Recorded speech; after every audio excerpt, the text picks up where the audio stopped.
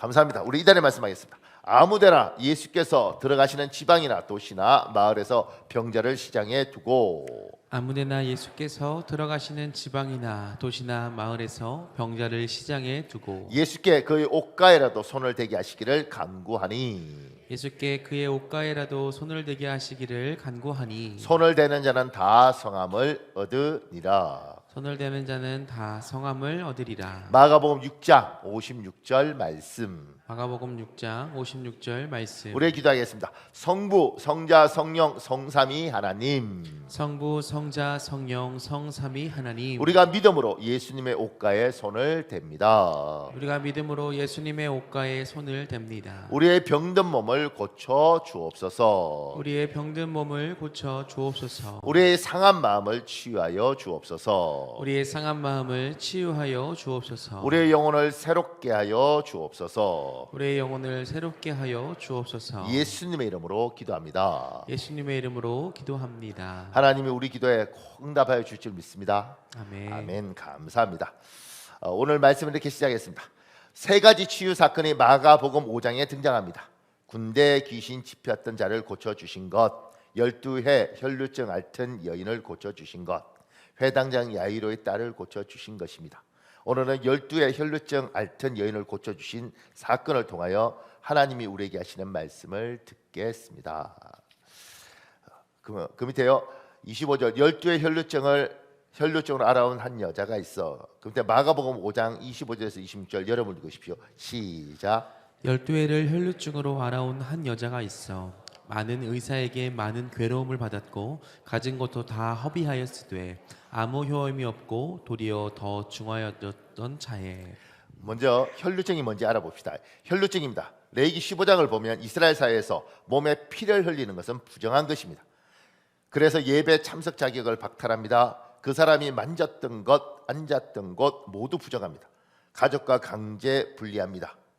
많은 의사를 만나보았고 다양한 치료 방법을 사용해 보았습니다. 그리고 효험이 없는 것이 아닙니다. 오히려 병이 더 깊어졌습니다. 이 여인은 병을 고치기 위해서 재산을 다 허비합니다. 혈루증이라는 병이 있습니다. 그러니까 이게 피를 흘리는 거예요. 여자 같은 경우는 하혈을 하는 것이고요. 이스라엘 백성들에게 피는 생명입니다. 그러니까 생명이 있는 것이 생명을 생산하지 못하고 그냥 버려지면 부정하게 되는 것이죠. 그래서 이 혈루증은 여자로서는 굉장히 치욕스러운 병이고, 그리고 이런 병을 앓던 여자들이 만졌던 물건도 부정하고, 그 다음에 그 사람하고 만나서 이렇게 부딪히면 그 사람도 부정해지는 거예요. 그러니까 꼭 어떤 전염병 보듯이 볼 수밖에 없는 그런 처지의 여인입니다. 그 밑에 12해입니다. 10이라는 숫자입니다. 이스라엘 사람은 숫자의 상징적 의미를 부여합니다. 이건 이스라엘 사람뿐만 아니라 우리도 중국 사람도, 그래서 우리 사자 피하지 않습니까? 4층 없잖아요, 대한민국에. 그리고 중국에서는 빠 이러는 팔자를 굉장히 좋아하고요. 근데 그런 것처럼 의미 부여가 있어요. 이스라엘 사람에게는 3은 하늘의 숫자입니다. 4는 땅의 숫자입니다. 그래서 3 곱하기 4는 12입니다. 하늘과 땅을 곱하면 완전한 숫자입니다. 그래서 12제자, 12지파, 12문 등의 표현이 성경에 자주 등장합니다. 그 밑에요. 참고로 성경은 숫자의 신비한 힘을 믿고 사이비 신흥 종교같이 숫자를 숭배하는 수비학을 배격합니다. 수비학이라는 학문인데 그건 숫자 자체가 엄청난 힘을 가지고 있다고 생각하는 겁니다. 피타고라스의 법칙이라는 피타고라스 같은 사람들이기는 수비학자들이고 수비학자들. 그러니까 우리는 숫자 자체가 신비한 힘이 있다고 이야기하지 않아요. 단지 이제 숫자의 의미를 부여하는 게 있는 거죠. 럭키 세븐처럼. 그 밑에요. 12의 혈루증은 단순히 12년 아팠다는 것이 아닙니다. 12가 완전수니까요. 이 여인의 병은 의학적으로 고칠 수 없는 불치병이고, 이 병으로 인해서 이 여인의 인생 상황이 극한의 절망에 있다는 것입니다. 세 번째, 12의 혈루증으로 앓는 여인이잖아요. 여인이란 것은 이스라엘 사회에서 이방인 노예 여인은 모두 사회적 약자입니다. 여인이 사회적 약자예요. 지금은 이게 용납이 안 될 수 있습니다. 왜냐하면 지금은 여자들이 뛰어난 재능만 있으면 남자들보다 훨씬 많은 월급을 받고 사회적으로 성공할 수 있는 거죠. 물론 이제 남녀 차별이 보이지 않게 이렇게 깔려 있긴 하지만 그럼에도 불구하고 지금은 여자들이 혼자 살 수 있습니다. 근데 옛날의 여자들은 여자가 혼자 살 수가 없는 거예요. 그러니까 반드시 결혼을 하고 이 결혼의 이 이유 중에 하나가 경제적 해결이 있는 겁니다. 그래서 여자들이 결혼을 할 때 남편한테 의지해야 되고 이 남편이 죽고 나면 이 여자는 굉장히 고통스러운 삶을 사는 거죠. 그러니까 옛날에 여자들은 무조건 생존을 위한 결혼을 하는 겁니다. 요새는 세상이 바뀌어서 남자가 생존을 위해서 결혼할 가능성도 많습니다. 그러니까 이게 좀 상황이 바뀐 거죠. 근데 일단 이 당시에는 그래서 이스라엘 남자들은 아침에 깨면 세 가지 감사를 하는 거예요. 첫째, 주님 제가 이방인으로 태어나지 않게 하셔서 감사합니다. 이스라엘 백성에게 이방 사람들, 우리 같은 사람은 개인 거죠. 개. 자기들은 사람이고 우리는 짐승인 겁니다. 두 번째, 하나님 노예로 안 태어나게 해주셔서 감사합니다. 그러니까 자유자라는 것들이 가진 권한이 있는 거예요. 세 번째, 여자로 안 태어나게 해주셔서 감사합니다. 이게 이스라엘 사람들이 아침에 일어나면 이스라엘 남자가 하는 감사예요. 그리고 그 밑에요. 이 여인은 많은 의사에게 많은 치료법으로 농락을 당했습니다. 병은 더 깊어집니다. 상처 많은 영혼이라는 뜻입니다. 피해의식이 큰 사람입니다. 그러니까 지금도 지금 우리나라는 유럽보다는 미국의 영향을 많이 받았잖아요. 그리고 미국에서 의학은 생명을 구하는 것보다 장사속이 굉장히 많이 있습니다. 그래서 질병 아닌 것도 질병을 만드는 게 많아요. 그래서 독일의 심리 전공을 한 기자가 쓴 글을 보면 미국 놈들은 모든 걸 정신병으로 만들어서 돈을 버는 나쁜 놈들이다 이렇게 돼 있어요. 그래서 지금 이제 우리나라의 모든 건 정신병이잖아요. 그러니까 그게 이제 우리도 여러분과 저도 속는 게 많습니다. 그러니까 정신병이라는 게 이를테면 우울증이 병이겠죠. 그런데 이제 그게 내가 부러진 게 아니잖아요. 그러니까 내가 부러진 거 말고 우리의 정서가 불안한 것들은 잘 이야기하고 이러면 2년 3년 이렇게 상황이 좋아지면 고쳐지잖아요. 그죠? 근데 이거 말고 여기가 부러지거나 내가 문제가 생기거나 여기에서 장애가 생긴 건 문제가 있는데 그러지 않는 것들 증상들을 다 병으로 만드는 거죠. 그래서 아이들 중에 좀 산만한 애들 그를 뭐라 그러죠? HDA. 그래서 그거 가지고 다 애들 병자로 만들었어요. 그런 식으로 이야기하면 우리 시대 때는 다 그거예요. 애들 얼마나 별난 애들이 많았는데. 근데 그 시간 지나면 대부분 고쳐지는 것도 많잖아요. 그러니까 모든 걸 이렇게 병으로 만드는 거죠. 이렇게 난독증 이런 것들도 조금만 있으면 난독증을 만들어 버리고 이렇게 되는 거죠. 그래서 지금 여러분과 저는 뭐 이를테면 엄밀하게 말하면 병이 아닌 것도 증이라는 거 붙은 건 정확히 말하면 병이 아니잖아요. 그러니까 증이라는 거 붙여서 다 의사들한테 괴롭힘을 당하고 있는 것들이 지금 우리가 처해 있는 현실일 수 있습니다. 내가 현실일 수 있다고 이야기했어요. 의사들이 뭐라 그럴까 봐 내가 지금 이런 게 있습니다. 그거다. 그러니까 병을 너무 작은 것도 병으로 만들어서 돈을 허비하죠. 근데 이 여인은 이제 그런 건 아닌데 문제는 뭐냐면 의사들한테 이렇게 치료해 봅시다, 저렇게 치료해 봅시다, 이게 좋지 않겠습니까? 이 약 써보지 않겠습니까? 이렇게 해서 자기가 있는 모든 재산을 다 날리고, 그러니까 이제 여기에 뭐라고 표현되어 있느냐면 허비했다고 표현되어 있지 않습니까? 그러니까 허비라는 게 열심히 치료했는데 그래 의미 있는 치료였어, 돈 쓸 필요가 있었지, 이거 하고 다 속았어, 낭비한 거야, 속은 거야. 이거 하고는 같은 돈을 써도 비참함이 굉장히 되는데 굉장히 비참한 거예요, 이 여자는. 그 밑에요. 가족 관계도 깨어진 것 같습니다. 나이도 최소한 중년이 되었을 것 같습니다. 재산도 없습니다. 단순히 없어지는 것이 아니라 허비했습니다. 그러니까 12해 혈루증 앓던 여인이라는 의미가 사실은 굉장히 참 가슴 아픈 표현 중에 하나인 거죠. 여기서 발견하는 영적 원리가 있습니다. 첫째, 우리 주변에 이 12해 혈루증 여인 같은 사람이 많이 있다는 것입니다. 속지 마셔야 합니다. 겉모습은 화려하게 보여도 속모습은 12의 혈루증 여인같이 숨겨진 병으로 골마 있는 인생이 많습니다. 포장은 우아하게 보여도 포장을 뜯고 속사정을 깊이 알면 피폐할 대로 피폐한 인생이 우리 주변에 너무 많습니다. 나도 이 여인 같지 않은가 스스로 질문해 보셔야 합니다. 여러분과 제가 착각하고 있는 건 지금 이제 뭐 다른 사람들은 다 잘 살고 나만 힘든 것 같은데 이 땅에 이 12의 혈루증 앓는 여인처럼 피폐할 대로 피폐해진 사람들 많습니다. 근데 이제 놀라운 건 뭐냐면 굉장히 유명한 사람인데 피폐할 대로 피폐하는 사람이고, 좋은 학교 나왔는데 피폐할 대로 피폐한 사람이고, 심지어 유학 갔다 와서 뭐 석사, 박사 받아서 한국에 왔는데 피폐할 대로 피폐한 사람 많습니다. 그러니까 우리가 생각할 때는 이 정도면 안 피폐할 것 같지만 굉장히 피폐한 사람이 많고, 그래서 이야기하다 보면 놀라게 되는 거죠. 뭐야 이거 이상한 사람 아니야? 이렇게 접근할 수 있는 겁니다.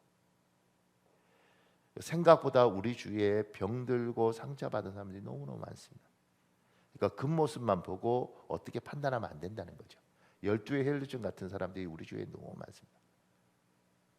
저희가 이 이야기 하다 보니까 생각나는 사람이 하나 있는데, 제가 이제 신학대학원 다닐 때 교수님 한 분 계셨어요. 채시성을 가진.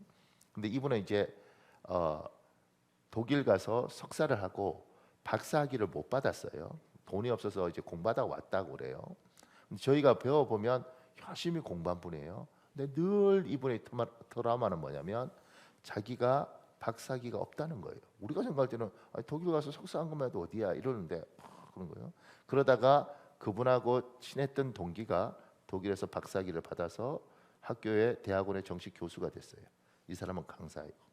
그때부터 제가 이 사람 망가지는 걸 봤는데 말할 때마다 그 좌절감과 뭐 이렇게. 제가 그거 보면서 무슨 생각이냐면, 야, 남들은 못 가는 유학 갔다 와서도 저렇게 피폐할 대로 피폐하구나. 뭘 하면 막 이렇게 도끼가 써 있어요. 그 신학교 교수인데. 그때는 이해 못했어요. 지금은 이제 이해는 하는데 가만 생각해 보면 참 많이 배우고도 그냥 우리가 멀리서 볼 때는 괜찮은데 많이 배우고도 안에 들어가 보면 야, 병든 대로 병들었구나. 지금 우리 주위에 이런 사람들이 많다는 겁니다. 좋은 학교 나오고 골물 대로 골문 사람, 좋은 직장 들어가 있는 것 같지만 그 속에서 부대낄 대로 부대껴서 피폐할 대로 피폐한 사람. 이 12의 혈루증 여인이 성경에 나오는 게 아니고 여러분과 제 주위에 굉장히 많다는 겁니다. 그 속에서 우리가 살고 있어요. 질문은 이거죠. 나는 그러면 괜찮은가? 나는 멀쩡한가? 그 밑에요. 둘째, 세상 사회는 우리 주변에 이 12의 혈루증 여인 같은 이들을 예민한 사람, 상처 많은 사람, 심지어 또라이라고 표현하고 하며 부담스러워합니다. 그러나 우리는 이들에 대한 긍휼의 마음이 있습니다. 이 마음은 우리의 것이 아닙니다. 우리 마음속에 계신 성령님께서 주시는 마음입니다. 이 마음을 거부하지 마십시오. 그러면 여러분과 저도 황폐한 인생이 됩니다. 세상이 어두울수록 하나님은 우리가 빛이 되길 원하십니다. 세상이 맞설 이럴수록 하나님은 우리가 소금이 되기를 원하십니다. 우리 마태복음 5장 13절부터 14절 있습니다. 여러분 읽어보십시오. 시작. 너희는 세상의 소금이니 소금이 만일 그 맛을 잃으면 무엇으로 짜게 하리요? 후에는 아무 쓸데없어 다만 밖에 벌어져 사람에게 밟힐 뿐이니라. 너는 세상의 빛이라. 산 위에 있는 동네가 숨겨지지 못할 것이요. 보세요. 여러분과 제가 이렇게 지금 골물대로 골문 사람 주위에 있는데 우리는 잘 모르는 거예요. 그러니까 어떤 사람이 막 예민하면 왜 저래? 내가 보니까 뭐 남편도 직장도 좋고 돈도 많고 차도 좋고 다 좋구만. 뭐 저래? 뭐 저딴 게 다 있어. 이렇게 우리가 반응을 하는 겁니다. 그러면서 이제 사람을 이게 낙인 찍죠. 얘는 또라이. 쟤는 그 신경 과민이야. 이렇게 주위의 사람들을 보면서 어느 순간인가 나도 살아야겠어. 뭐 이딴 것들이 다 있어. 이런 식으로 접근하는 거예요. 이렇게. 근데 여러분과 저는 우리가 하나님을 믿기 전에는 우리는 그렇게 살 수 있습니다. 직장생활하면서 미친놈이나 이거 뭐 이런 게 다 있어. 조심해야 돼. 쟤는 하여튼 건드리면 안 되겠어. 이런 사람들이 세상에서 여러분과 제가 그렇게 살았고 예수를 믿어도 우리 그렇게 살 수 있습니다. 사람이니까 조심스럽잖아요. 이거 알고 보면 멀쩡한 사람인 줄 알았는데 지뢰 같은 사람도 있고 폭발 같은 거 잘못 건드렸다가 난리 나면 어떡해. 이렇게 우리가 살 수 있습니다. 그런데 이게 예수 안 믿는 사람은 이렇게 살아도 되지만 예수 믿는 여러분과 저는 이렇게 살면 안 된다는 거예요. 여기서 착각하면 안 될 거. 그러니까 예수 믿으니까 너희는 세상의 빛과 소금이야. 그러니까 너희는 착하게 살아야 돼. 사람을 사랑해야 돼. 이렇게 이야기하는 게 아니에요. 우리는 똑같은 사람이에요. 그러니까 짜증 나는 사람은 짜증 난다고, 싫은 사람은 싫다고. 그런데 우리가 예수 그리스도를 믿을 때 진짜 신앙인들에게는 예수를 믿으면 하나님이 성령을 우리에게 주신다. 성령께서 우리 마음에 오셔서 여기 계시고, 그래서 우리 몸을 성전이라고 이야기하는 거 아니겠어요? 성령이 우리 마음에 오시면 성령이 그냥 계시는 게 아니라 하나님의 마음을 우리에게 주지 않습니까? 그래서 때로는 뭐 저딴 게 다 있나 이런 생각이 드는데, 기도하거나 때로는 우리가 예배하는 가운데 하나님이 불쌍한 마음도 주고 안타까운 마음도 주시고, 야, 저 참 조금만 잘하면 좋을 텐데 왜 저거를 저렇게 가나, 이런 마음을 하나님 우리한테 주시잖아요. 나만 만나, 나만. 여러분 이렇게 기도하고 이러면 저거 왜 저러나, 그래서 그냥 인간적으로 굉장히 짜증나는데 기도하다 보면 하나님 참 저 사람 사랑하는데 저거 왜 참 조금만 잘하면 좋을 텐데, 이런 마음 안 들어요? 전 좋은 경험하는데 우리 성도들하고 있을 때는 상관없어요. 왜냐하면 성도들을 바라볼 때 목사는, 여러분은 뭐 목사님이 뭐 성도들한테 상처받을 수도 있고 그런 이야기 들어서 그런 것 같은데, 그건 목사는 성도를 바라볼 때 여러분이 저보다 뭐 공부도 많이 하고 경험도 많고 나이도 많고 이렇게 되는 분들 있잖아요. 그러든 말든 목사가 성도를 볼 때는 양대로 보는 것들이, 우리는 시간이 가면 갈수록 점점 돼서 성도한테는 상처를 안 받습니다. 놀라지 상처를 안 받습니다. 그런데 이제 훈련을 어떻게 받냐면, 사람은 동급끼리 훈련 받는 거잖아요. 그러니까 죄송합니다. 그래서 목사님들을 만나는 거죠. 제 선배 목사님 또는 동기 목사님 뭐 이런 목사님들을 만나면, 목사님을 만나서 성도가 그러는 건 참겠는데 목사님이 그런 걸 못 참아요. 왜냐하면 목사가 왜 그래? 이게 이제 우리 기준에 있습니다. 그러니까 하나님 훈련을 희한한 목사님을 붙이시는 거죠, 목사들 사이에. 그래서 꼼짝없이 겪다 보면 여러분이 사람들하고 겪는 거하고 똑같이, 뭐 저딴 사람이 돼서 왜 저러나, 저게 목사 맞아, 뭐 이런 생각이 막 온다고요. 그런데 목사니까 기도하게 되지 않습니까? 어떻게 기도해요? 주여 그 목사님을 축복해 주시옵소서, 뭐 이렇게 그냥 축복해 주세요 이렇게 되는 게 아니고, 완전 하기 싫은데 그렇게 억지로 사랑해야 되니까. 근데 그러다가 어느 날 놀라운 게 뭐냐면 눈에 눈물이 날 때가 있습니다. 그분 위해서 기도하다가 괴로워요. 왜냐면 방금 욕하고 왔는데 기도하다가 눈에 눈물 나면 복잡하거든. 욕을 하지 말든가 눈물이 나지 말든가. 근데 하나님이 주는 눈물, 그리고 그런 생각이 드는 거죠. 참 좋은데 저 말투만 좀 바꾸면 좋을 텐데, 이런 생각 들기도 하고, 참 많이 있는데 좀 저것만 좀 고치면 존경받을 텐데 왜 저러나, 이 안타까움이 와요. 기도의 능력과 성령이 함께 하시는 거죠. 그러니까 그 안타까운 마음이 올 때, 내가 왜? 보기만 해도 짜증나는데 에이 이렇게 하다 보면 나도 병들고 피폐해지더라는 거죠. 속이 상한데, 화도 나는데, 때로는 말하다 보면 자꾸 욕도 하고 싶은데, 그래도 하나님이 그 마음을 주면 그것 때문에 가슴 아파하고 기도하고, 어쨌든 하나님 불쌍히 여겨주십시오 이렇게 가도록, 이건 내가 하는 게 아니라 내 안에 계신 성령께서 그 마음을 주니 따라가면 그렇게 변해요. 따라가면. 그러니까 부부 사이가 안 좋은 부부들은 뭐가 문제가 있냐면, 아니 남편을 두고 한 번이라도 한번 깊이 기도해 봤느냐 이거지. 이런 기도 말고 주여 저 인간을 사람 만들어 주옵소서, 뭐 이런 것만 계속 기도하지 말고, 그렇게 기도하다가 어느 순간인가 막 기도하다 보면 하나님이 하도 답답하고 말씀하신다고요. 얘야 자꾸 네가 네 남편 인간 만들어 달라 그러는데 너는 인간이 됐니? 이렇게 묻는다고 하나님이. 이런 거 들으면 얼마나 놀라운지 몰라요. 목사님들도 그런 경험 한다고, 하나님 내가 어쩌다 이 성도들 만나서 미치겠습니다 하나님. 하나님 그러죠. 얘야 네가 이 성도들 만나서 미칠 것 같지, 성도들은 안 미칠 것 같아. 이런 거 듣는다고 목사들은. 나는 안 들었어, 나는. 그러다 보니까 그런 거 들으면서 막 와 이렇게 되는 거예요. 그러니까 성도들이 남편을 위해서 한 번이라도 깊이 기도하다 보면 하나님이 때로는 얘야 그래도 내가 네 남편을 사랑한다 이런다고요.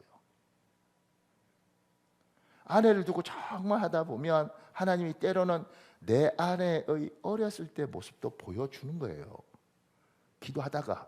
그래서 기도하다 보면 환상도 오고, 이게 남의 걸 볼 필요는 없고, 그 다음에 뭐 미국의 미래를 볼 필요는 없고, 여러분이 그거 봐서 뭐 하겠어. 근데 내 가족을 위해서 기도하다 보면 눈을 열어주면 하나님이 보여주고, 그것 때문에 가슴 아프고, 그러다 보면 이 사람에 대해서 나는 미운데 내 안에 있는 하나님이 주는 마음이 있어서, 그것 때문에 내 마음이 아니라 내가 이 하나님의 마음을 밀어내지 않고 이것만 받아들이면, 이걸 통해서 부부 사이가, 예수 믿는 부부 사이가 좋아질 수밖에 없고, 예수 믿는 같은 교회 안에서 성도에 대한 이해력이 넓어질 수밖에 없고, 그렇게 되는 거라고요.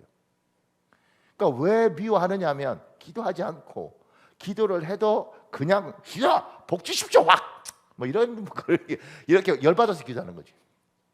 제가 전에 이야기 안 했나요? 제 모교회에서 저 우리 부목사 줬을 때 어떤 사기꾼이 와서, 지금도 아니죠, 이름이 김영광 집사, 이름부터 약간 찝찝했지.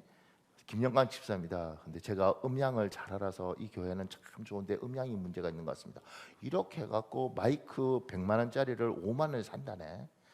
그 목사들이 얼마나 쓰냐. 그래서 우리가 부서마다 돈을 다 끌어다, 왜냐면 100만 원짜리 5만 원에 사준다니까. 몇백만 원 들고 날아갔죠. 전화번호 적어놨는데 전화하니까 그 번호는 없대. 그리고 경찰에 신고했는데 지문이 하나도 안 나오는 거죠. 왜냐하면 이분이 음향 기계는 그냥 만지면 안 됩니다. 저 장갑을 주십시오. 장갑을 끼고 만져서 지문이 하나도 안 나. 그때 지금 이제 제 선배 부목사님, 왜냐하면 그분이 주도해서 우리가 다 틀린 거거든요. 각 부서마다 돈 갖고 오라 그래서 몇백만 원, 교회가 그 당시에 몇백만 원을 그 사람한테 준 거죠. 그러니까 이제 이 수석 부목사님한테 다 원망이 몰려가지 않겠습니까? 근데 그 목사님 진짜 사랑이 많더라고. 그 집사를 위해서 울면서 기도하더라고. 주님, 그 영혼 지옥 가면 어떡합니까? 그러니까 교회를 두고 사기를 쳤는데 꼭 예수 믿게 해주세요 하나님. 얼마나 아름다워. 꼭 예수 믿게 해주세요 하나님. 그래서 너무 은혜 많이 받아서 선교사로 헌신되게 해주십시오 하나님. 그래서 꼭 아프리카 선교사로 가서 사자한테 복음 전하다가 찢겨 죽든가 원주민한테 맞아 죽든가 순교의 반열에 오르게 해주십시오. 이렇게 기도하더라고. 와, 처음에 예수 믿게 해주세요 이렇게 왜냐면 너무 열이 받으니까 막 그렇게 하니까, 그럼 순한 분이셨거든요. 하니까 그때는 주눅 들더라고. 야, 나는 저렇게 기도 못하고 주여 죽여 주시옵소서 이럴 텐데 훌륭하네. 근데 나중에 사자에게 찢겨 죽더니 순교의 반열 걸을 때 그때나 나나 자유로워지더라고요. 그러니까 주님 내 남편 저거 인간되게 해주시, 이렇게 하지 말고 기도하다 보면 어느 순간인가 하나님이 그런 마음을 남편에 대해서 주고, 교회 집사에 대해서 주고, 장로님에 대해서 주고, 심지어 목사에 대해서 주신다고요. 그러니까 하나님이 그렇게 일을 하는 거죠, 이렇게. 그러니까 여러분과 제가 우리는 빛이요, 우리는 소금이요, 우리는 착하게 살아요, 이렇게 그 귀한 마음인데 그런다고 인간이 되지 않더라고. 근본이 우리가 이기적인데, 근데 성령이 계시고 이 성령이 그렇게 하다 보면 우리 마음에, 그래서 우리 주위에 우리가 생각할 때는 저 정도면 좀 베풀고 살아야 되지 않아? 당신 정도면 그래도 그렇게 날카로우면 안 되지 않아? 사람이 말이야, 돈도 많고 좋은 집안에 태어나서 유학도 갔다 오고 학벌도 좋고, 근데 왜 그래? 이상한 사람이네. 이렇게 가는 게 아니라 기도하다 보니 그것은 화려해 보이는데 알고 보니까 12의 혈루증 여인 같더라 이거지. 속은 골물대로 골물 터져 있는데 포장은 화하게 꾸며서 우리가 볼 때, 들을 때는 화려해 보이는데 들어가 보니까 정말 비참한 사람이더라는 거죠. 그들을 정죄하고 세상 썩었다 그러고 나쁜 놈들, 이게 아니라 우리는 그들을 두고, 그래요 하나님 어떻게 해요? 그러면 성령께서 주시는 마음이 있고 그 마음을 따라가다 보니 나도 모르게 그 사람을 위해서 울면서 기도하고 있더라. 가장 복잡한 건 뭐예요? 제가 지금 어떤 목사님 한 분 만나서 2년 반 동안 내가 고통을 당하고 있는데, 이제 좀 있으면 6개월만 있으면 끝나요. 이제 덜 만나도 되니까. 2년 반 동안 고통을 당하면서 내가 처음에는 뭐 저딴 인간이 다 있나 이렇게 내가 하더라고요. 그러다가 나중에는 그 목사님 뒤에 형님이라고 붙이더라고. 무슨 형님은 말이야 이렇게. 그리고 욕을 하는 거지. 그러다가 어느 순간인가 하나님이 목사님 사랑하십니다 이렇게 이야기하더라고. 정말 사랑하더라고. 근데 너무 속상한 건 뭐냐면, 하나님이 참 사랑하는데 조금만 바꾸면 존경도 받고 사랑을 받을 텐데 말을 그렇게 하고 행동을 그렇게 하니 하나님도 참 속상하겠다 이렇게 되더라고.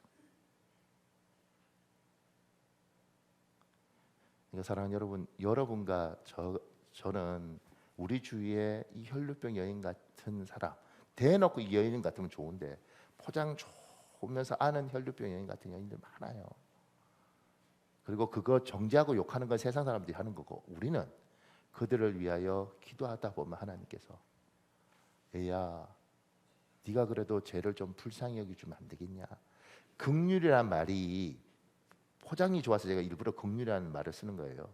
우리말로 뭐냐면 불쌍하게 여기다는 겁니다. 네가 쟤를 불쌍히 여기주면 안 돼. 하나님 말 같은 소리를 하세요. 저 사람이 나보다 집도 훨씬 좋고요, 애들도 좋은 학교 가고요, 공부도 많이 했고요, 돈도 많아요. 하나님 내가 뭐야 쟤를. 그런데 하나님 그런 거죠. 얘야 실제로는 네가 훨씬 많은 걸 가지고 있다. 너는 그래도 네 아이들이 사랑해 주지 않냐. 그래도 아버지를 아이들이 고마워 주지 않냐. 저 빚내서 유학시켰는데 알고 보면 부모 알기를 정말 아주 그냥 그런 그 말로 표현할 수 없는 얘야 네가 불쌍히 여겨줘라 이런다고.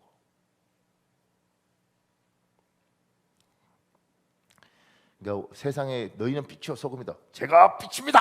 빛으로 살아야죠. 이렇게 못 살아요 사람은. 근데 어느 순간 하나님이 너 내 믿지 않냐. 세상이 이렇게 어두울 때 그래도 얘야 네가 작은 빛이라도 세상에 이 어두울 때 빛이 돼야 되지 않겠냐. 세상이 이렇게 맛이 없어졌는데 너라도 맛을 내줘야 되지 않겠냐. 제가 그 밑에 가져온 글은 그냥 조국과 민족을 위해서 기도하던 사람들이 있었던 거죠. 그러니까 지금도 사랑하는 여러분, 여러분이 기도하다 보면 분명히 대한민국 정신없어 속 싫어, 나 이민해 가야지 이 더러운 나라 이러지 말라는 거죠. 짜증 나죠. 그리고 뭐 정치도 헷갈리고 경제도 어렵고 막 이럴 때 욕하는 건 누구나 하지만 기도하다 보면 그래도 하나님 내 민족이고 내 나라인데 하나님 좀 좋은 정치가들이 정치를 하고 좀 이 나라가 그래도 살만한 나라가 되었으면 좋겠습니다. 그걸 가슴 아파하면서 기도하는 것, 그것이 그리스도인들이 해야 되는 거죠. 요건 누구나 하죠. 그래서 백번 김구 선생 같은 경우에는 이제 정치가들은 항상 뭐 거짓말도 많고 그래서 팩트를 잘 모르겠어요. 근데 이분하고 직접 인터뷰했고 이분 다녔던 분 교회 남대문 교회에 다녔다는데 임시정부에서 한국에 귀국하면서 비서진들한테 서울에 있는 교회를 조사하면서 어느 교회를 다닐지를 알아보고 그때 김치선 목사란 분이 남대문 교회 담임 목사였는데 그 김치선 목사 교회에 새벽 기도를 계속해서 가고 일주일에 한 번은 자기 있는 그때 동교장인가요? 그게 이제 김치선 박사 모셔서 같이 예배하고 그러면서 제가 이 모습을 보면서 뭐냐면 나라 민족을 위해서 기도하는 것 그리고 내 나라 내 민족을 사랑하는 것. 목사님 정님이 없어서 저는 무조건 이민 갈 겁니다. 그런 마음이 인간이면 들 수 있죠. 그런데 여러분과 제 안에 성령이 계시면 성령은 그래도 네 민족 아니냐, 그래도 네 나라 아니냐, 얘야 내가 이 나라를 불쌍히 여긴다. 그러면 그 부분을 거절하지 말고 기도할 때 나라와 민족을 위하여 또 이 나라 이 백성을 위하여 우리가 기도하는 여러분과 제가 되어지길 예수님 이름으로 축복합니다. 하나님 그 마음 주십니다. 그러니까 미워하는 사람, 싫어하는 사람은 그를 위해서 기도해라. 그러다 보면 성령이 주는 마음입니다. 겉보기에 화려한 12해 혈류증 여인처럼 겉보기는 완전히 피폐할 수 있지만 그러지 않고 화려한 사람이지만 속은 그렇게 굶은 사람도 주위에 너무 많다. 그들 때문에 상처받지 말고 그들을 불쌍히 여겨라. 왜냐하면 여러분과 저에게는 예수가 있잖아요. 우리 어렵지만 우리는 하나님의 사람 아니겠습니까? 우리는 죽으면 천국 가는 사람들 아니겠습니까? 그러니까 우리는 불쌍히 여겨라. 자, 그 밑에요. 작은 이번에요. 우리 마가복음 5장 27절부터 29절 공동 번역 개정판 읽겠습니다. 여러분 읽어볼래요? 시작. 그러던 차에 예수의 소문을 듣고 군중 속에 끼어 따라가다가 뒤에서 예수의 손에 손을 대었다. 그곳에 손을 대기만 해도 병이 나으리라고 생각하였던 것이다. 손을 대자마자 그 여자는 과연 출혈이 그치고 병이 나은 것을 스스로 알 수 있었다. 동그라미 1번에요. 예수의 소문을 듣고 그곳에 손을 대기만 해도 병이 나으리라고 생각. 예수님에 대한 소문은 이스라엘 전역에 파다합니다. 당시의 소문은 입소문입니다. 12년 동안 고통스러운 세월을 보내던 여인에게 소문이 들립니다. 그 밑에요. 예수님에 대한 소문을 들은 사람은 많습니다. 그러나 이 여인처럼 그곳에 손을 대기만 해도 병이 나으리라고 생각 드는 사람은 소수였을 것입니다. 대부분은 호기심 차원에 머물렀을 것입니다. 그 밑에요. 그의 옷에 손을 대니 무리가 에어싸 미는 것을 보시며 누가 내게 손을 대었느냐 물으시나이까. 예수님에게 손을 댄 사람은 많습니다. 그러나 이 여인처럼 믿음을 가지고 예수님을 만진 사람은 이 여인밖에 없습니다. 예수님에게 이 여인이 손을 대자마자 이 여인의 믿음대로 그녀의 병은 고쳐집니다. 보세요. 예수님 이야기 다 듣고 소문은 파대했고 입소문이잖아요, 당신은. 근데 그 중에 이 여인뿐만 아니라 많은 사람이 들었는데 이 여인에게는 듣고 났을 때 그런 일이 있어? 오, 신기하네. 그리고 끝 이런 사람인데 이 여인은 그걸 듣고 그걸로 끝이 아니라 내가 가서 그 옷이라도 만지면 낫겠다. 이 생각이 들어온 거예요. 아무 생각이 없는 사람도 많고 좋아 보이네. 그리고 끝인 사람도 많은데 이 여인은 이게 생각이 들어온 겁니다. 그리고 그 들어온 그걸 가지고 가서 이걸 그냥 있는 게 아니라 이걸 가지고 예수님께 가서 그 옷자락을 진짜 만지죠. 놀라운 건 정말 만졌는데 나은 거예요. 믿음대로 일이 일어난 거죠. 그 밑에요. 여기서 발견한 영적 원리가 있습니다. 첫째, 믿음은 듣는 것에서부터 시작합니다. 듣지 못하면 믿음이 생기지 않습니다. 여러분과 저는 복음을 전파해야 합니다. 예수님에 대하여 입을 열어 말해야 합니다. 특히 이 사명을 가진 사람이 입을 다무는 것은 직무유기입니다. 우리 로마서 10장 17절에 있습니다. 여러분 읽어볼래요? 시작. 그러므로 믿음은 들음에서 나며 들음은 그리스도의 말씀으로 말미암았느니라. 놀라운 건 들으면 누군가는 믿음이 생기는 겁니다. 누군가는 안 생겨도 10명이 안 생겨도 그 중에 한 명이 생길 수 있습니다. 그러니 누가 생길지는 모르지만 우리가 할 것은 믿음을 이야기하는 겁니다. 지금 이번에 그 칠원중앙교회 권영호 목사님한테서 다시 연락 왔는데 이번에 또 누가 나왔대요. 그래서 제가 들으면서 나도 몸이 좀 안 좋으니까 나도 그 교회 가볼까. 믿음은 들으면서 나와요. 그러니까 왜냐면 맞잖아요. 그러니까 하나님이 지금 그 교회를 세우기 위해서 도와주시는 거죠, 이렇게. 그러면 믿음이라는 것이 들으면서 나와요. 우리 교인들 중에서도 지금 이제 기도받고 뭐 나은 사람 있더라고요. 그럼 나는 나오면 이야기를 나한테 해줘야 되지 않겠어요? 나도 돌아 들어요. 그래요? 진짜? 이렇게 된 거예요. 그러니까 하나님이 일을 하는 거죠, 이렇게. 근데 그런 사람이 입을 다물고 있으면 이럴 거 아니야. 평택에서는 하나님이 역사하시는데 망포동에는 역사를 안 하네. 우리 교회는 하나님의 교회 아니냐고. 그러니까 저기서 일하시면 여기도 일하고, 근데 저기는 있으면 저 목사님이 이제 자꾸 떠들어대는 거죠, 이렇게. 근데 우리는 있는데 입을 다물어. 겸손해서. 그러면 안 된다고. 우리 교회도 하나님이 여러 가지 일을 하시잖아요. 그러면 여러분의 입을 열지 않으면 아무도 알지 못하는 거예요. 그러면 나에게 역사가 있다는 이야기를 할 때 누구는 질투하고 누구는 시기하지만 누구는 그러면 하나님 나도 이런 믿음이 생기는 겁니다. 사랑하는 여러분, 밥 먹을 때만 입을 열지 말고 하나님이 여러분에게 일하신 것들을 입을 여시길 예수님을 축복합니다. 누군가는 듣는다고. 누군가는. 우리 교인뿐만 아니라 이 세상 사람들이 안 듣는 것 같지만 누군가는 들어요. 제가 옛날에 부교육자로 있을 때 유아실에 제가 앉아 있었던 적이 있거든요. 제 모교회에서도. 놀라운 게 제가 뭔지 아세요? 이게 들을 사람은 듣고 들어도 안 들을 사람 안 듣는 게, 그게 유아실에 가면 애들 많잖아요. 그리고 애들이 뭐 왔다 갔다 하는 거죠. 뭐 1살짜리들 뭐 기저귀 차고 뭐 왔다 갔다 하는데 그 엄마들은 다 앞에 보고 애들 보고 있어요.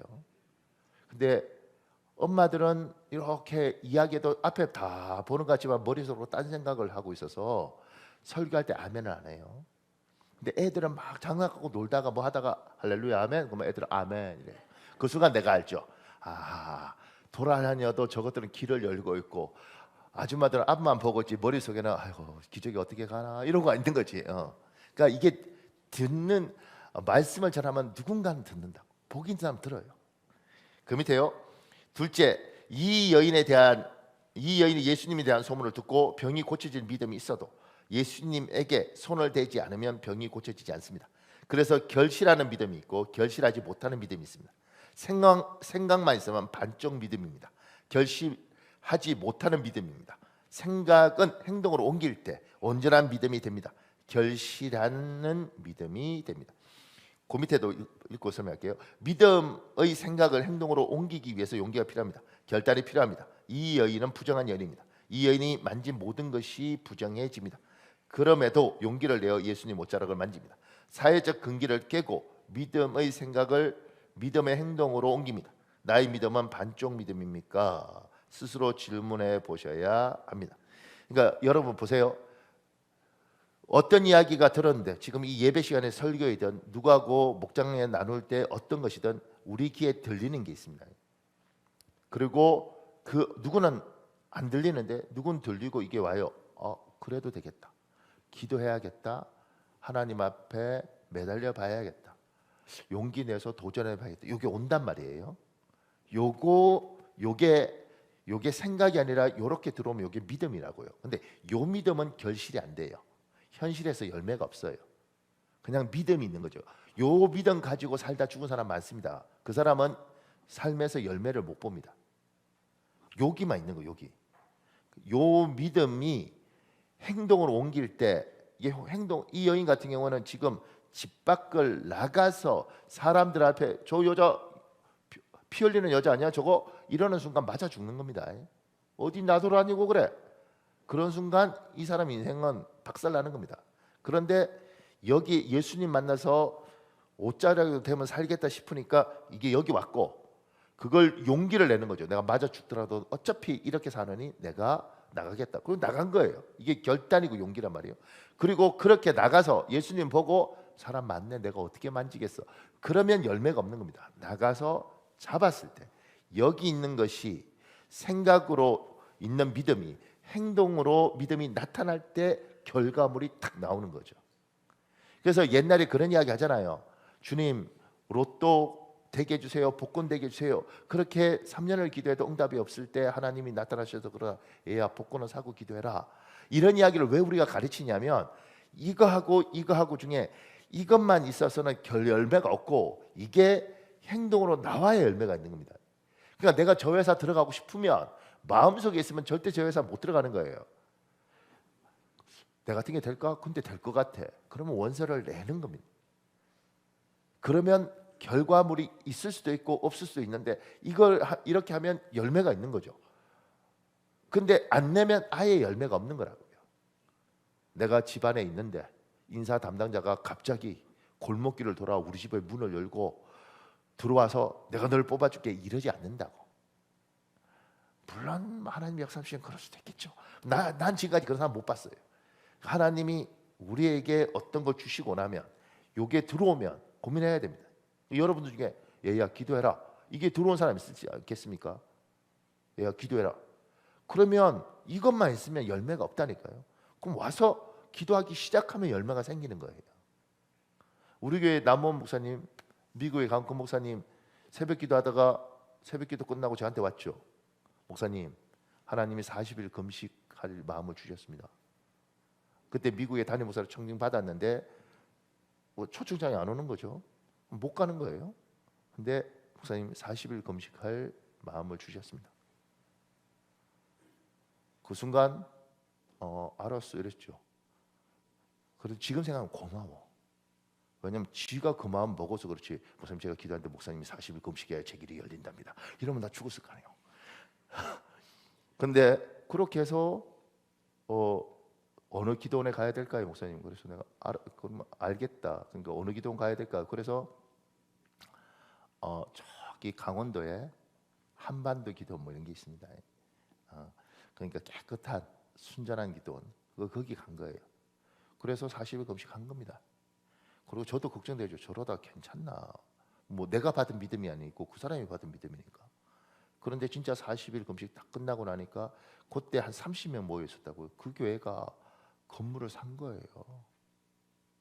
10,000평인가 그래요. 더 놀라운 건 우리 교회보다 반값도 안 돼. 그런데 나중에 미국에 꼭 한번 가보면 보십시오. 넓습니다. 그러니까 제가 그때 보는 거죠. 야, 정말 믿음대로 사실을 금식하는 것도 대단하고 금식 끝나고 나니까 열매가 나오는 것도 대단하구나. 야, 하나님이 여러분에게 얘야, 네가 지금부터 한 1년 동안 너희 미래를 위해서 기도하면, 그리고 네가 정년퇴직하고 나면 내가 길을 열게. 하나님 이런 마음을 기도하다가 주면 그 마음을 가지고 여기만 있으면 열매가 없고 용기를 내어서 1년 하나님 앞에 매달려 기도하는 거죠. 그래야 뭐가 있을 거 아니겠습니까? 하나님 저 제 인생, 제2의 인생은 어떻게 해야 됩니까? 그렇게 기도하는데 하나님이 찾아라 이런 마음이 오면 찾아야지. 그냥 기도하고 뭐 찾으면 되겠다. 그리고 앉아 있으면 열매가 없는 거예요. 찾아다니는 거죠. 찾아다니면서 생각도 열리고 찾아다니면서 길도 보이고 찾아다니면서 사람도 만나고 그렇게 되는 겁니다. 하나님, 우리 부부 관계가 거의 깨졌는데 어떻게 해야 됩니까? 하나님이 네가 무릎 꿇고 빌어라. 그럼 무릎 꿇고 빌면 되는 거라고. 또 바보는 이런다. 내가 하기 싫은데 하나님 무릎 꿇고 빌라니까 내가 무릎 꿇고 빌어준다. 이 바보들 있어요. 그런 바보들 있습니다. 세상에. 이게 내가 거의 장식품이에요. 이렇게 하나님 그런 걸 주면 이걸 어떻게 잘 표현해야 될까 고민해야 되지 않겠습니까? 조금 전에 헌금에 27년 동안 잘 살게 해주셔서 감사합니다. 그 우리 사모님이 보낸 건데 이번 주 목요일 날 결혼 27주년이었어요. 27주년을 어떻게 살아남을 것인가. 나는 점심을 먹어야 되는가, 점심은 어디 가서 먹어야 되는가, 돈을 얼마나 갖다 바쳐야지 사랑을 받을 수 있는가, 뭐 이런 고민들 할 거 아니겠어요. 어떻게 보면 좀 줄여서 어떻게 사랑받을 수 없을까, 뭐 이런 거. 그러니까 그런데 우리 하나님, 그리고 기도하는 거지. 하나님 어떻게 이런 것도. 그러니까 뭐가 있으면 하나님이 딱 이렇게 주시면 이걸 어떻게 풀까 고민하면서, 그리고 용기를 내어서 하면 그 다음에는 결과물이 나타나는 겁니다. 근데 얼마나 많은 그리스도인이 오늘 예배하고 기도하고 오늘 일부 예배 때도 기도할 때 막 울고 그러더라고요. 그 울고 그렇게 기도하실 때 하나님 뭔가 주셨지 않겠습니까? 그러면 그걸 가지고 그 다음에 행동으로 옮기고 방향을 바꾸고 이러면 될 텐데 이거 안 해요. 네 마누라한테 빌어라. 아멘. 뭐 비셔서 하나님 그러죠. 빌었니? 바쁘다 보니까. 뭐 서로 마음 알겠죠. 제 눈빛에서 어떻게 알아? 그러니까 이런 것들이 안 되는 거죠. 이렇게. 사랑하는 여러분, 여러분과 제가 하나님 앞에 이렇게 말씀을 듣다가 믿음이 와요. 믿음이 오면 그 믿음대로 하라는 거지. 무슨 믿음이 어떻게 오는지 난 몰라요. 각자가 다 다를 테니 성령께서 주시면 그것대로 순종하면 그 다음에 이 열매가 있는데 너무 많은 그리스도인들이 듣고 맙니다. 그래서 현실에 열매가 없어요. 목사님 저는 교회를 다니고 뭐 눈물 흘리고 기도했는데 왜 인생에 열매가 없습니까? 언제 그러죠? 성령이 감동을 주냐? 예, 그대로 해야지. 미안하다고 그랬냐? 안 했는데요. 힘들어도 원서 넣었냐? 안 넣었는데요. 어렵더라도 거기서 버티라고 그랬는데 버텼냐? 못 버티겠던데요. 그럼 열매가 없는 거예요. 제가 하나님이 주시면 그 감동대로 좀. 그 밑에 넷째, 믿음의 생각이 있으나 믿음의 행동이 없어서 결심 못하는 믿음을 가진 사람을 위해 기도해 주셔야 합니다. 너무 사랑하셔서 강요하고 심지어 정죄하는 사람도 있습니다. 사랑은 무례히 행치 않습니다. 안타까워도 기다려 주셔야 합니다. 하나님을 기대하며 끊임없이 그 사람이 믿음의 생각과 믿음의 행동을 옮기도록 격려해 주셔야 합니다. 강요하면 안 돼요. 저대로 가면 뻔히 망할 걸 알아요. 그렇다고 사람은 참 웃기더라고요. 그렇다고 내가 팔 비틀어서 안 망하게 해주면 고마워하는 게 아니고 팔 비튼 것만 기억해요. 그러니 자식이라도 나이가 차고 인격이 있지 않습니까? 그러면 옆에서 무엇이 옳은지 설명하고 따라가지 않으면 옆에 있고 기도해 주는 겁니다. 너 그러면 우리 부자 연 끊는 거야. 너 머리털 다 밀어버리는 거야. 이랬다고 되는 게 아니라고. 관계만 깨져, 관계만. 그거 하나 돈 몇 푼 더 벌고 조금 더 좋은 직장 갔는데 관계 깨지면 이게 무슨 의미가 있냐고.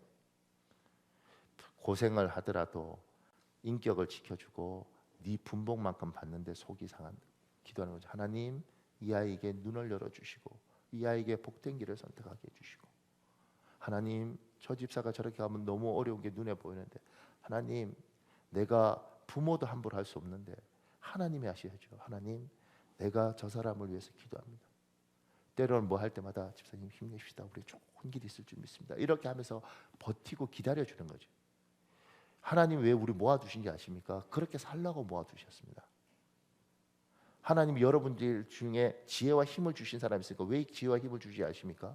하나님이 여러분 보고 그렇게 사람 도우라고 주셨습니다. 저는 제가 목회하면서요, 수천 명 되는 교회 목사가 돼야지 사람 돕는 줄 알았습니다. 내 살기도 바빠 죽겠는데 무슨. 근데 지금 놀라운 게 뭐냐면 하나님이 이렇게 말하는 거죠. 얘야, 네 수천 명의 교회가 큰 목사도 사람 살리는데 관심 없는 사람 많다. 근데 너에게 약간의 힘이 있더라도 이거 가지고 목사들 살리고 사람 살려라. 그 시간을 투자해줘라.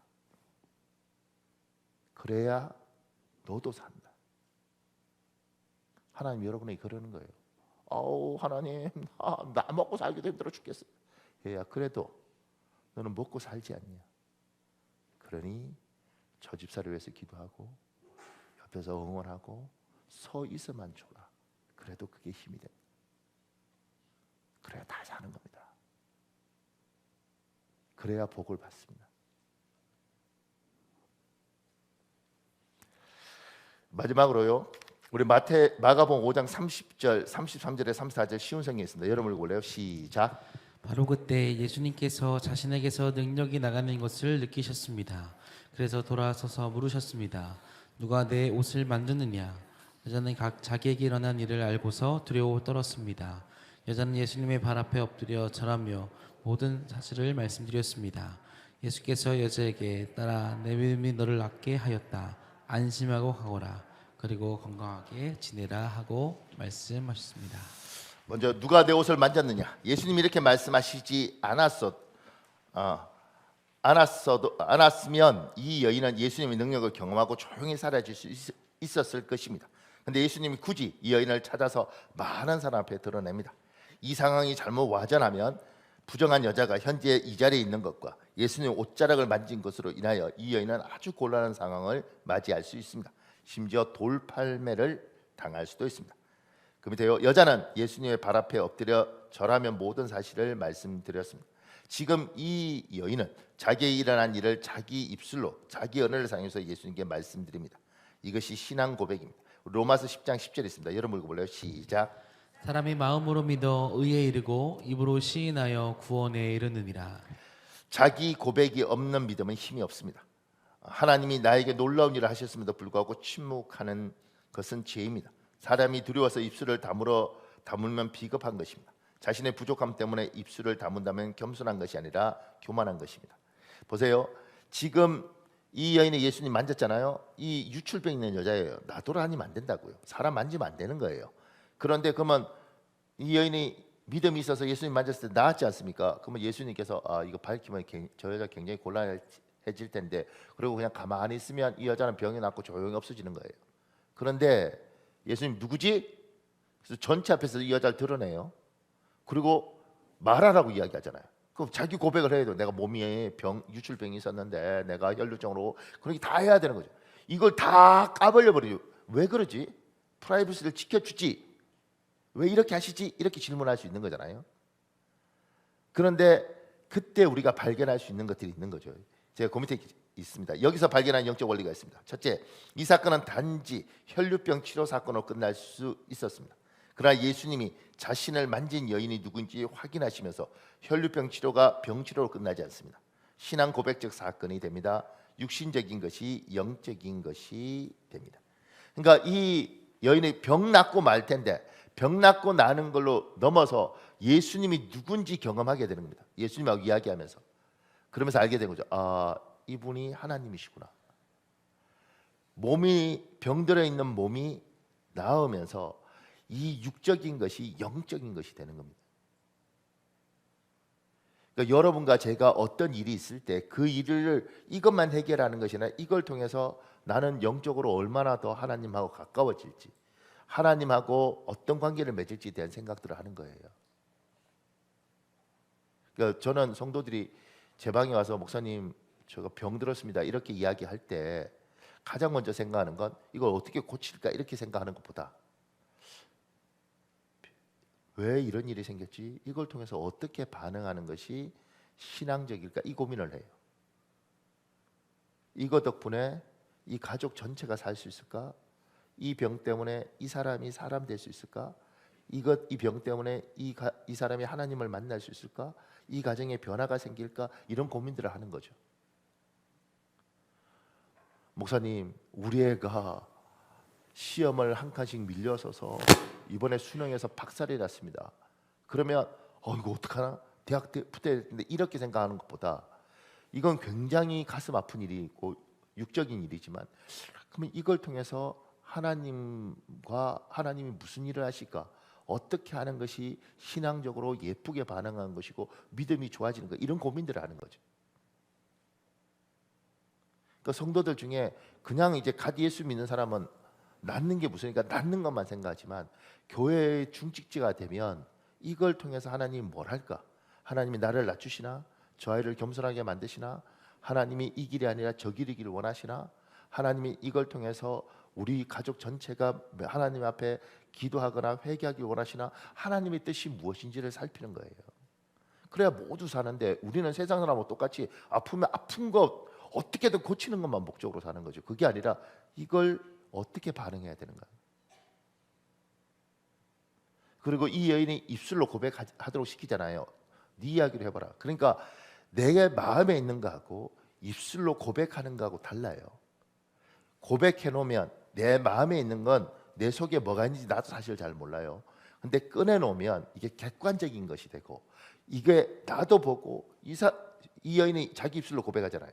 내도 고백하고 예수님도 듣고 주위 사람도 다 들으면서 이게 객관적인 게 된 겁니다.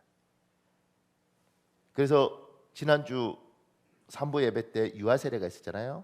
그 유아 세례할 때 엄마가 편지를 읽습니다.